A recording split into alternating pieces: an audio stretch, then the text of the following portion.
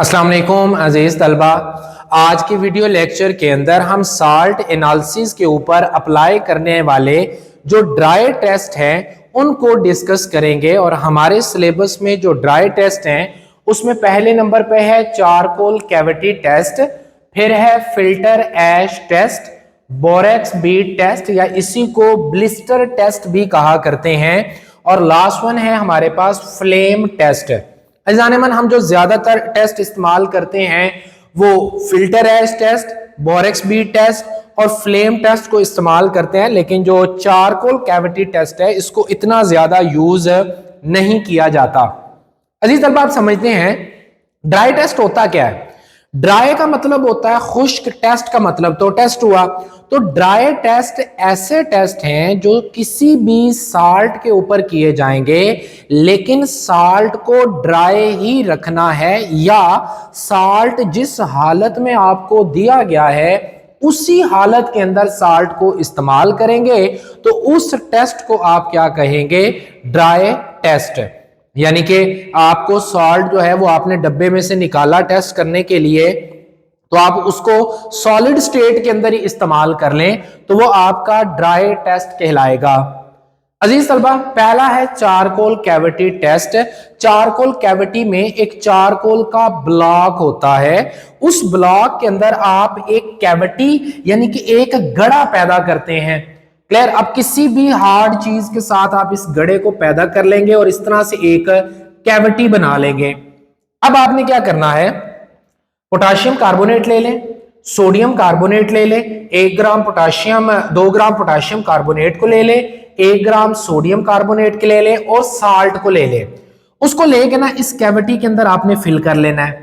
जब आप इसके अंदर फिल करेंगे तो चूंकि वो पाउडर है तो कैविटी को दाएं बाएं करने से वो पाउडर तो गिर जाएगा, तो उसको वहां पर जमाने के लिए, फिक्स करने के लिए 1 से 2 कतरे आप पानी फेंकेंगे, जिसकी वजह से वो कैविटी के अंदर फिक्स हो जाएगा जो आपका सैंपल है, जिसमें सोडियम कार्बोनेट, पोटेशियम कार्बोनेट और आपका साल्ट मौजूद है। अज़ान-ए-मन, फिर आप इस कैविटी को उठाएंगे और बंसन बर्नर के करीब ले आएंगे।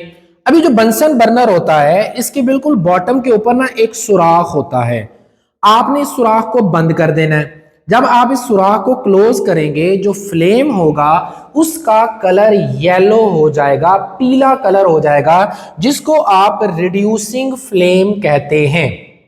रिड्यूसिंग फ्लेम उस वक्त पैदा होता है जब ऑक्सीजन की मिकदार कम हो जाती है और जो चीज आप इसमें बर्न कर रहे हैं, वो बेशक मीथेन है, इथेन है या प्रोपेन गैस आप बर्न कर रहे हैं, वो मुकम्मल तौर पर बर्न नहीं होती बल्कि इनकम्प्लीट कंबस्टन होती है। दूसरा जो फ्लेम होता है, अगर आप इस होल को ओपन रखें, उसको ऑक्सीडाइजिंग फ्लेम कहते हैं। जो ऑक्सीडाइजिंग फ्लेम होता है उसका कलर ब्लू होता है। आपने इस होल को क्या करना है? क्लोज कर देना है। तो फ्लेम आपके पास क्या हुआ? रिड्यूसिंग फ्लेम हुआ। अब आप इस कैविटी को, इसके अंदर जो आपने मिक्सचर भरा है उसको इस फ्लेम के करीब ले आएंगे। अब अगर आप इसको वैसे उल्टा करके फ्लेम के ऊपर लेके जाते हैं वो तो उसके ऊपर ही गिर जाएगा, तो लिहाजा आपने इसको जो है वो टिल्ट रखना है, थोड़ा तिरछा ऐसे इसके फ्लेम के पास रखना है। अब आप क्या करेंगे? एक जो स्ट्रॉ होगा उसका इस्तेमाल करेंगे और हवा को ब्लो करेंगे।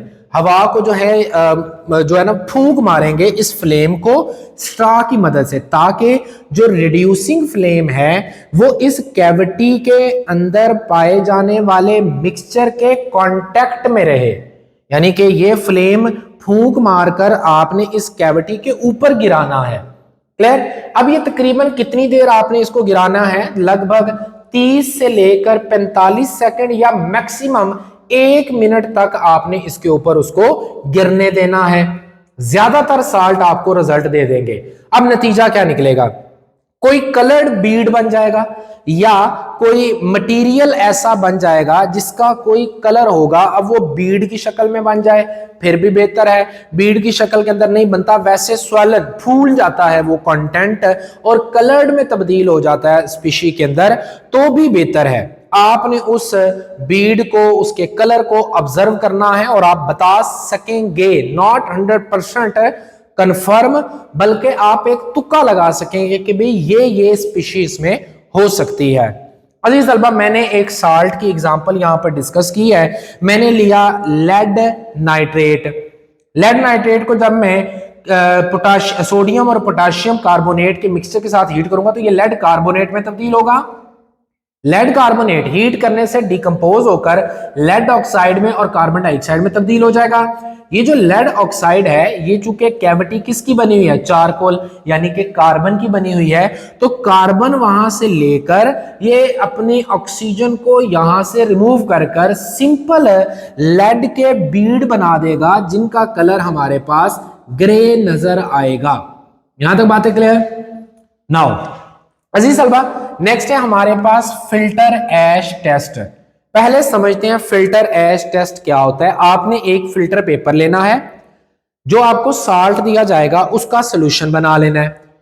अब आप कहेंगे कि सर ये तो ड्राई है, सोल्यूशन क्यों बनाया? रुको जरा, सब्र करो, अभी बताता हूं कि हमारे पास जो सोल्यूशन बना है उस फिल्टर पेपर को सोल्यूशन के अंदर डिप करना है।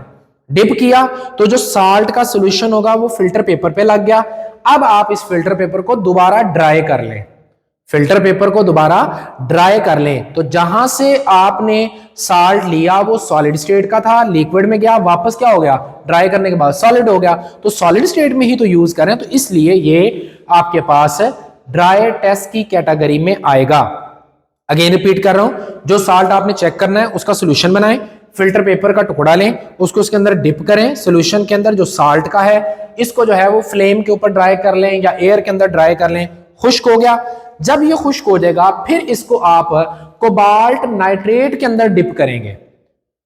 साल्ट सोल्यूशन में पहले फिल्टर पेपर को डिप किया, ड्राई कर लिया, फिर कोबाल्ट नाइट्रेट में डिप किया, जब उसमें डिप किया फिर आपने इसको जला देना है।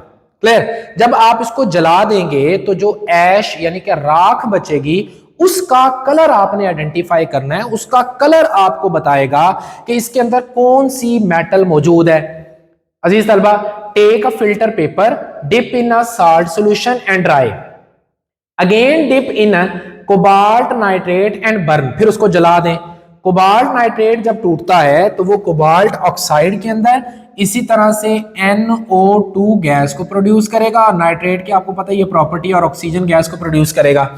अभी जो कोबाल्ट ऑक्साइड होगा ये साल्ट के साथ रिएक्ट करेगा और जो कलर्ड ऐश है उसको प्रोड्यूस करेगा, और हर साल्ट की जो ऐश होगी उसका कलर डिफरेंट होगा। नेक्स्ट अजीजान मन हमारे पास है बोरेक्स बीड टेस्ट, या इसको ब्लिस्टर टेस्ट भी कहा करते हैं। अब पहले इसका तरीकेकार सुने कि इसको करते कैसे हैं। आपने ना एक वायर लेनी है, अक्सर हमें पढ़ाया जाता है प्लाटिनम। प्लाटिनम अच्छा खासा महंगा होता है। जो हमारी लैब के अंदर होती है वो नाइक्रोम वायर होती है, यानी कि अलाय की बनी है, निकल और क्रोमियम के अलाय की बनी हुई वायर होती है, तार। आपने ना उस तार को ले लेना है और बिल्कुल जो लास्ट हिस्सा होगा ना उससे थोड़ा सा उसको जो है ना वो उसकी हुक टाइप बना लेना है, थोड़ा सा मोड़ लेना है, बेंड कर लेना है। आप क्या करेंगे, इस वायर को लेंगे, HCl के अंदर डुबोएंगे।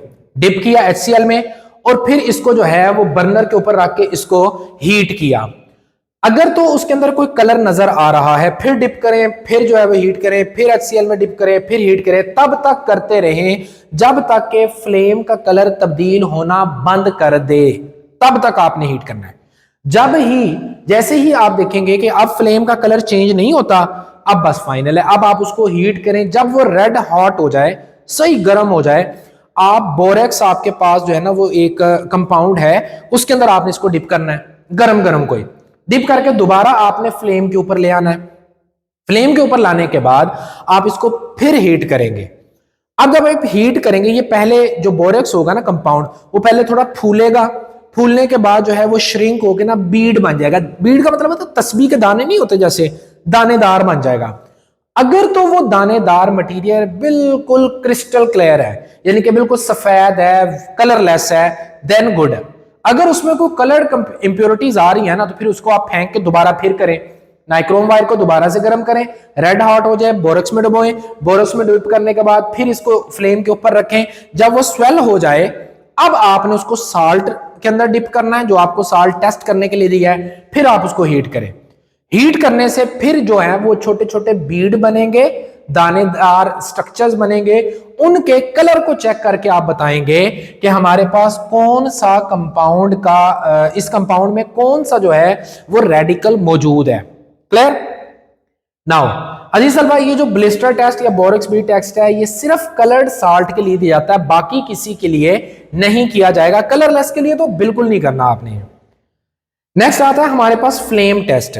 अब फ्लेम टेस्ट को किस तरह से करते हैं? फ्लेम का मतलब होता है ये जो लो है आग की, इसको फ्लेम कहते हैं। अजीज तलबा, अगेन आपने वही नाइक्रोम की वायर लेनी है, HCl के अंदर डिप करेंगे, फिर उसको आग के ऊपर एक बार जो है फ्लेम के ऊपर लाकर शोले के ऊपर आप उसको हीट करेंगे। अगर तो उसमें कोई कलर नजर आ रहा है तो बार बार डिप करते रहे जब तक वो कलर खत्म नहीं हो जाता। जैसे ये रेड हॉट होगी तो आप इसको डिप करेंगे साल्ट के अंदर और डायरेक्ट फ्लेम के ऊपर ये जो शोला होगा इसके ऊपर ला के रख देंगे। अब आप देखेंगे कि जो ये कलर है फ्लेम का वो तब्दील हो जाएगा।